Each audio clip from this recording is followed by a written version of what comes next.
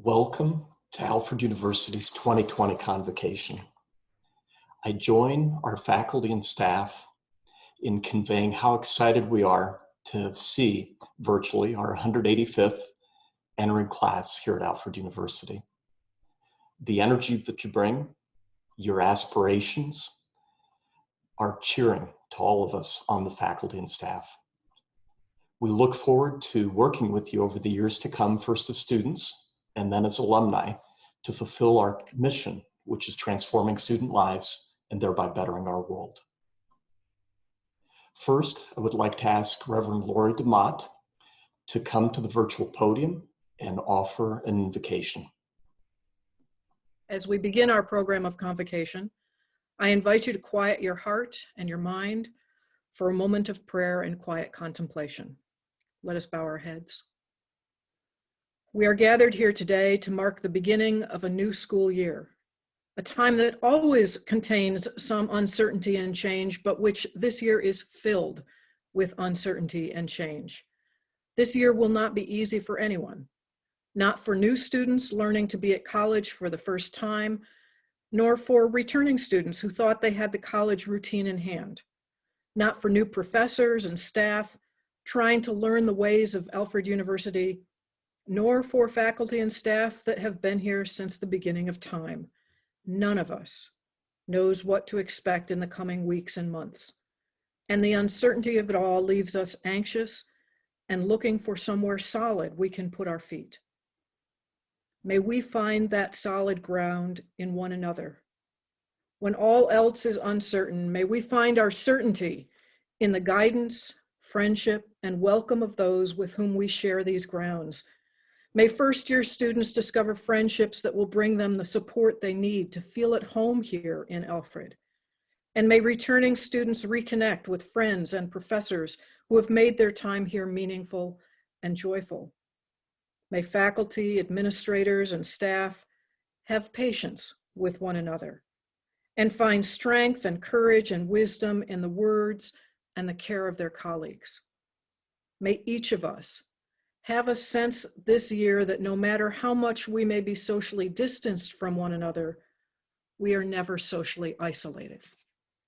I pray that as our society copes with COVID-19 and as we pursue social justice for all people in our nation, that every one of us who walks this campus musters the strength and the courage to reject the impulses of fear that would have us shrink into ourselves in the face of the unfamiliar and uncertain, and instead meet these challenges creatively and with determination.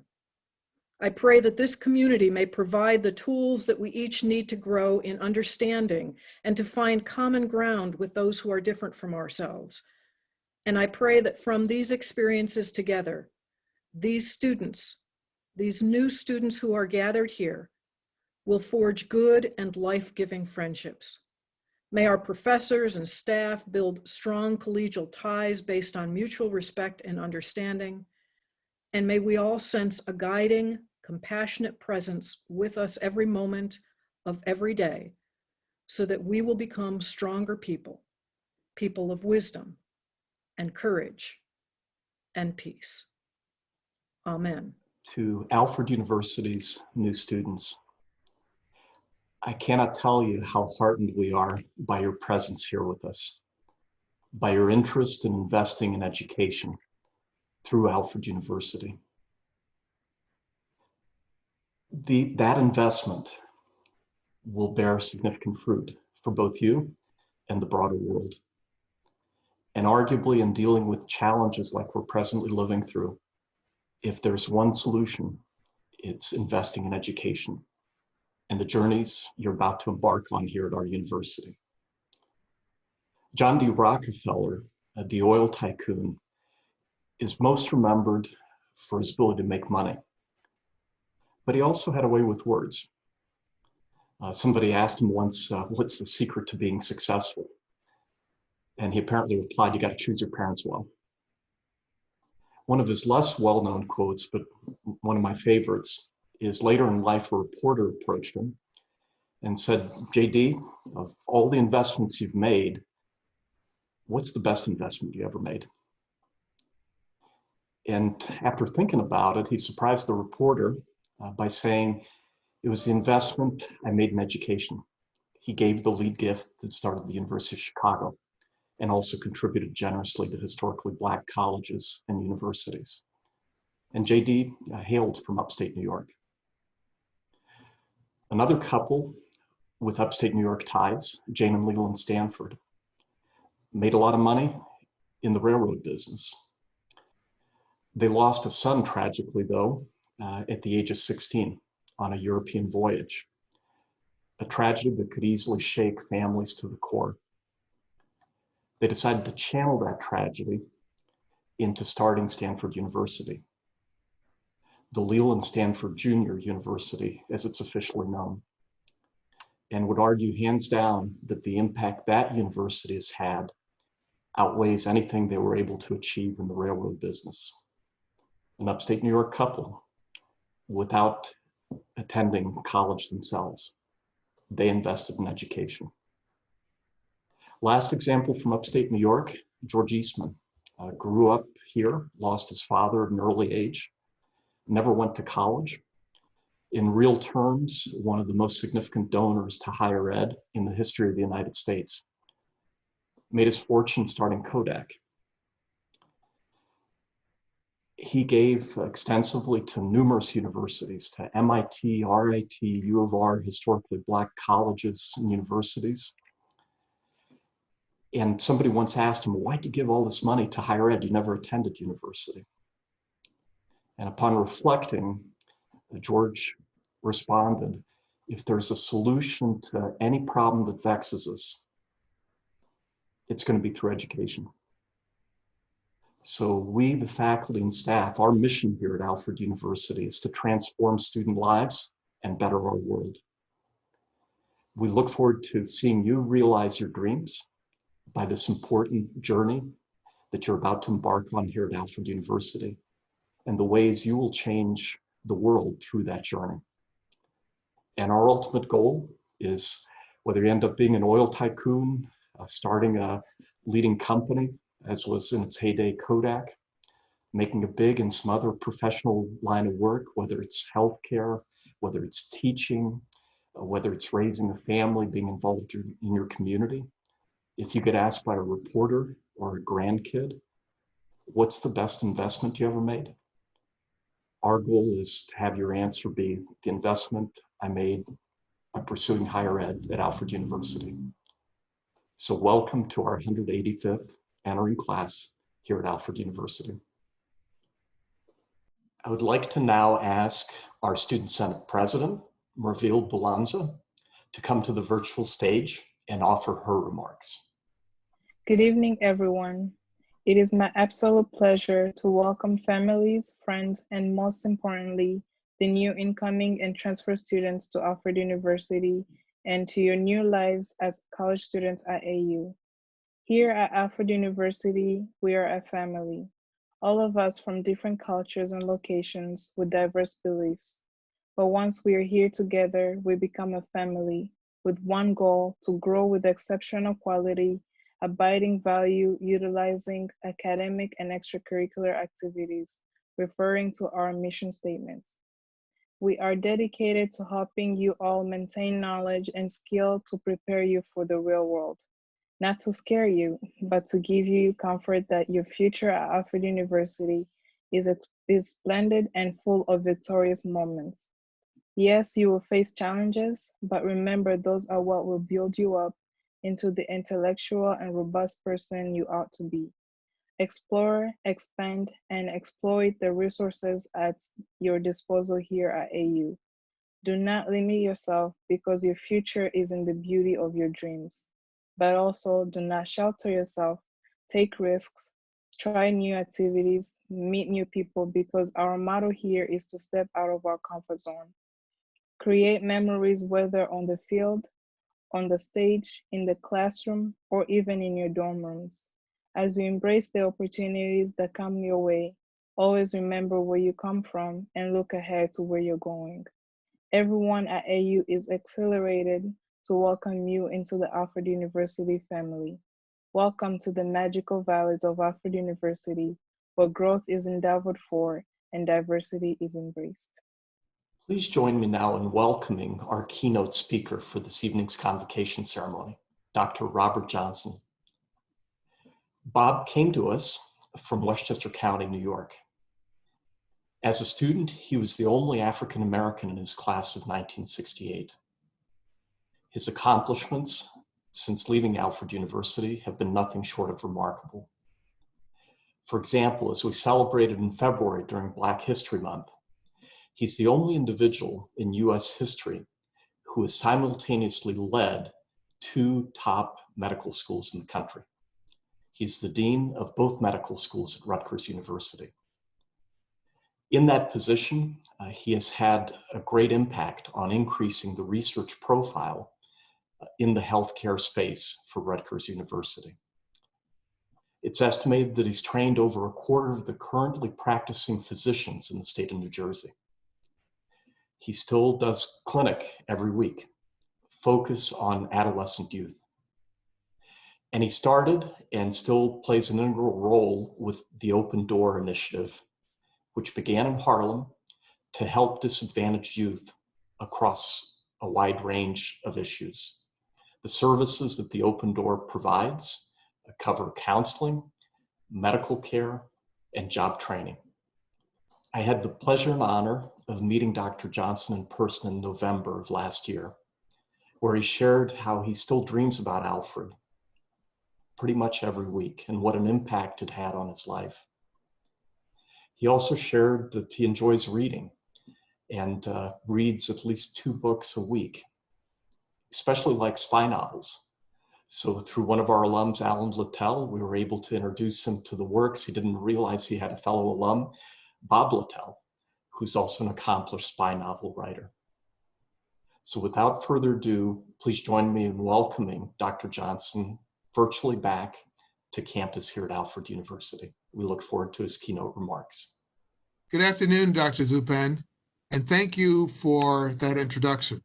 It is my privilege to join you today to welcome the entering class of 2020 at Alfred University.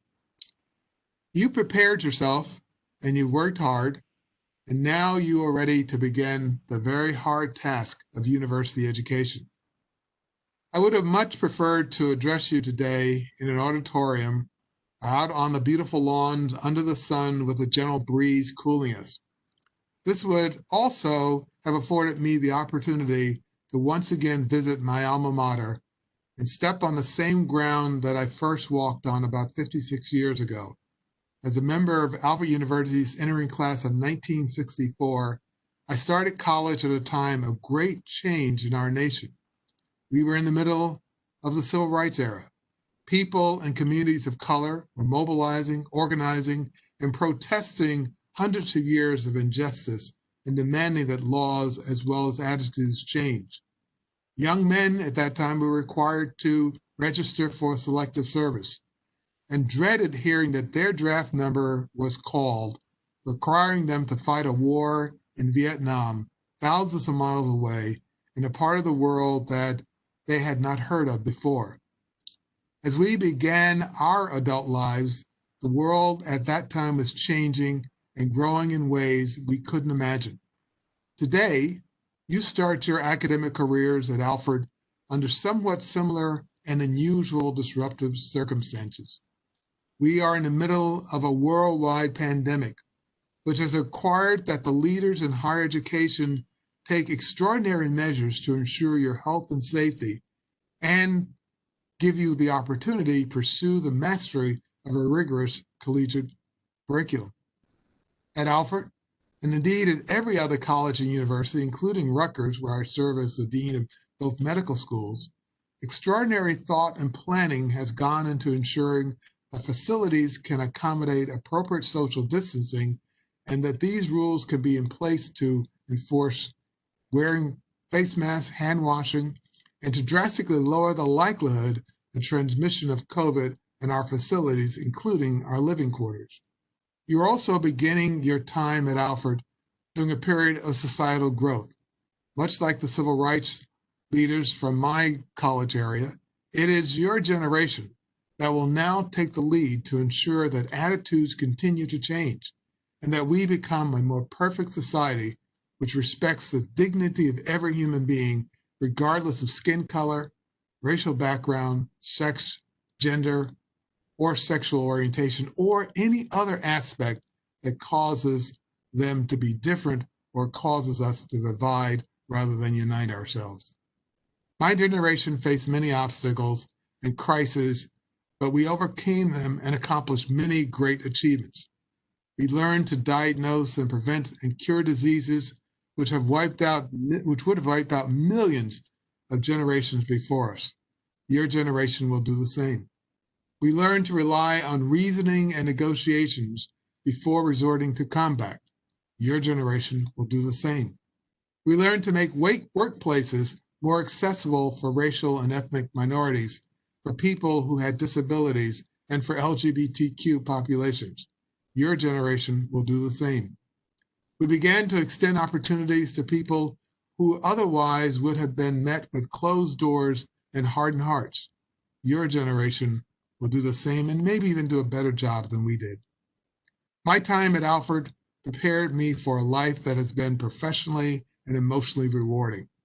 In my career as a pediatrician specializing in adolescent and young adult medicine, and as a medical school administrator, I've worked with countless young people. We've learned and grown together, and we have had interactions with each other that have been extremely rewarding. Alfred students, these are indeed exciting times.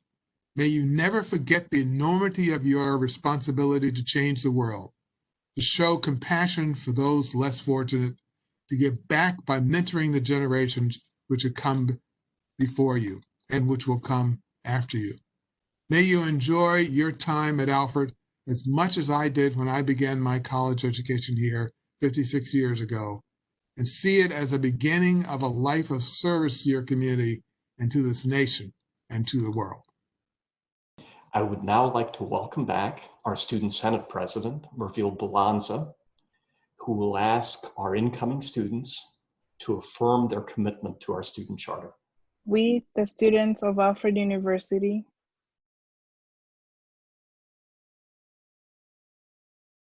welcome the challenges that lie before us. We enter this academic community knowing that our education will be enhanced by our experiences both within and outside the classroom.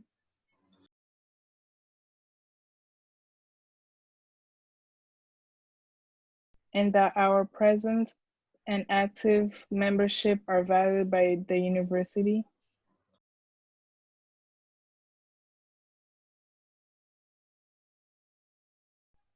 In keeping with the Alfred University Code of Honor,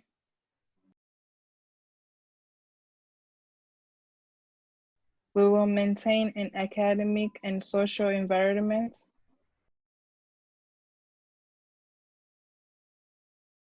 which is distinguished by honesty, integrity, understanding, and respect. Every student is expected to uphold these ideals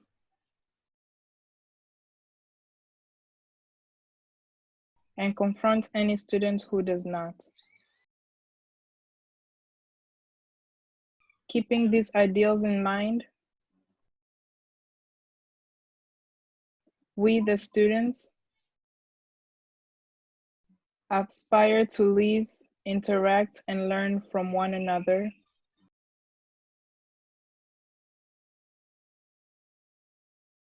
in ways that ensure both personal freedom and community standards.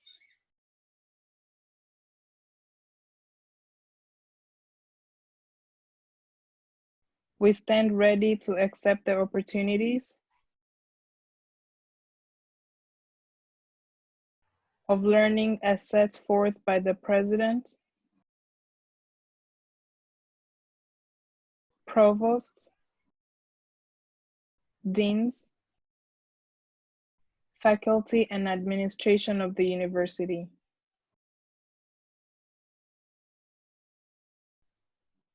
To Alfred University's 185th entering class. I once had the opportunity to hear a talk by noted historian and author Ron Chernow. Among his claims to fame was a biography about Alexander Hamilton. That book became the basis of Juan Lin-Manuel Miranda's musical by the same name. And what Chernow talked about was we have this certain conception of what the founders of this country were like, and yet how abject and challenging their circumstances were. How many had dealt with smallpox or other illnesses, had rotting teeth, had gone through enormous economic challenges, enormous personal challenges.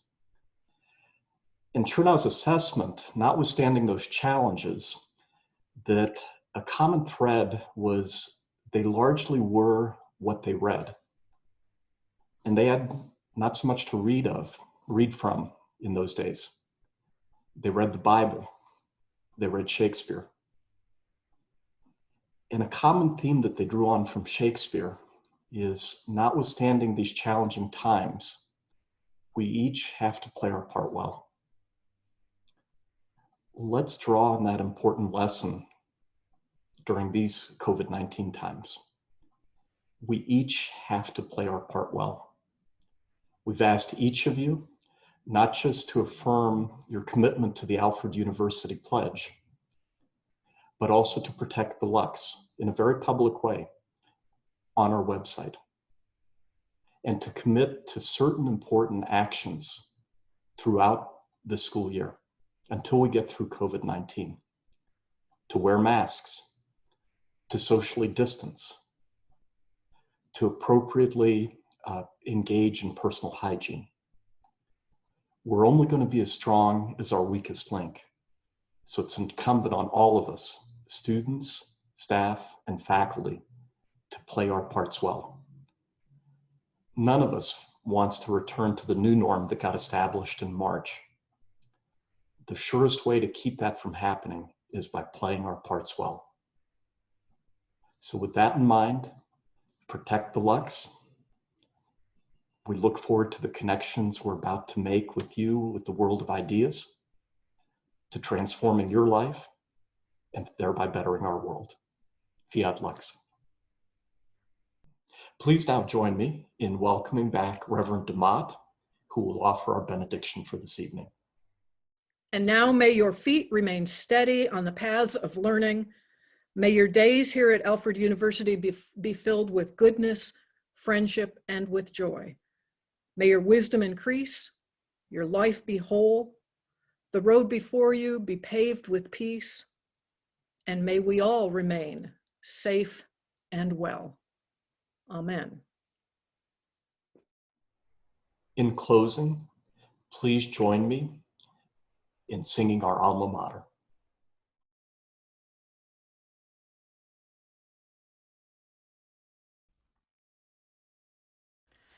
Nestled